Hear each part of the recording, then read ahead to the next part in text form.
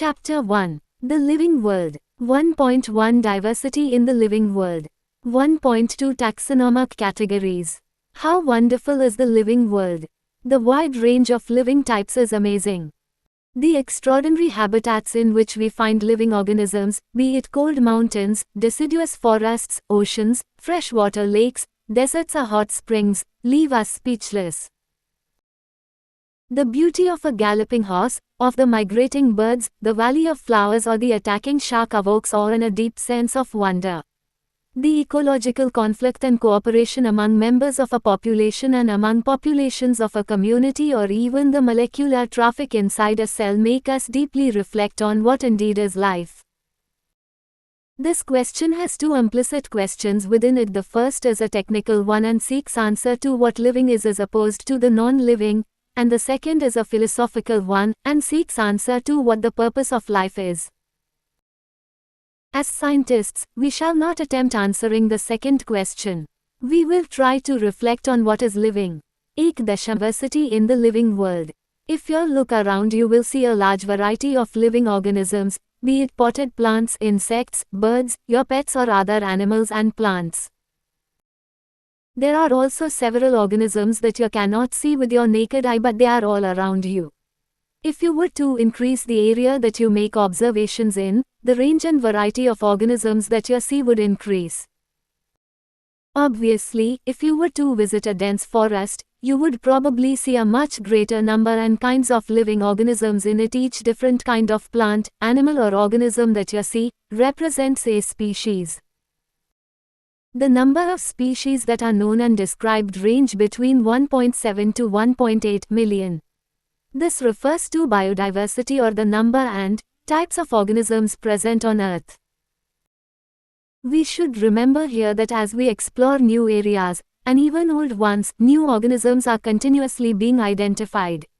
As stated earlier, there are millions of plants and animals in the world. We know the plants and animals in our own area by their local names.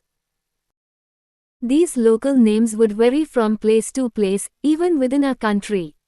Probably you would recognize the confusion that would be created if we did not find ways and means to talk to each other, to refer to organisms we are talking about. Hence, there is a need to standardize the naming of living organisms such that a particular organism is known by the same name all over the world. This process is called nomenclature. Obviously, nomenclature or naming is only possible when the organism is described correctly and we know to what organism the name is attached to. This is identification. In order to facilitate the study, number of scientists have established procedures to assign a scientific name to each known organism. This is acceptable to biologists all over the world. For plants, scientific names are based on agreed principles and criteria, which are provided in International Code for Botanical Nomenclature. You may ask, how are animals named? Animal taxonomists have evolved International Code of Zoological Nomenclature. The scientific names ensure that each organism has only one name.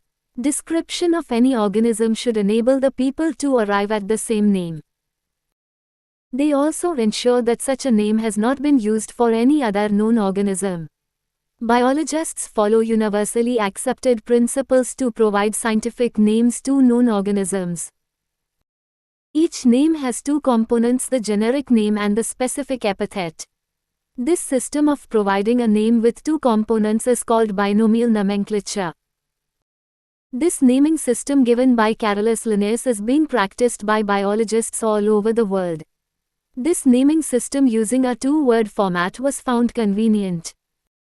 Let us take the example of mango to understand the way of providing scientific names better. The scientific name of mango is written as Mangifera indica. Let us see how it is a binomial name. In this name, Mangifera represents the genus, while indica is a particular species or a specific epithet. Other universal rules of nomenclature are as follows. A. Biological names are generally in Latin and written in italics. They are Latinized or derived from Latin irrespective of their origin. Though, the first word in a biological name represents the genus while the second component denotes the specific epithet. 3. Both the words in a biological name, when handwritten, are separately underlined, or printed in italics to indicate their Latin origin. Char. The first word denoting the genus starts with a capital letter while the specific epithet starts with a small letter. It can be illustrated with the example of Mangifera indica. Name of the author appears after the specific epithet, i.e., at the end of the biological name and is written in an abbreviated form, e.g., Mangifera indica Linn. It indicates that this species was first described by Linnaeus. Since it is nearly impossible to study all the living organisms, it is necessary to devise some means to make this possible. This process is classification. Classification is the process by which anything is grouped into convenient categories based on some easily observable characters. For example, we easily recognize groups such as plants or animals or dogs, cats or insects. The moment we use any of these terms, we associate certain characters with the organism in that group. What image do you see when you think of a dog? Obviously, each one of us will see dogs and not cats. Now, if we were to think of Alsatians, we know what we are talking about. Similarly, suppose we were to say mammals, you would, of course, think of animals with external ears and body hair. Likewise, in plants, if we try to talk of wheat, the picture in each of our minds will be of wheat plants, not of rice or any other plant. Hence, all these dogs, cats, mammals, wheat, rice, plants, animals, etc. are convenient categories we use to study organisms. The scientific term for these categories is taxa. Here you must recognize that taxa can indicate categories at very different levels. Udharan. Plants also form a taxa.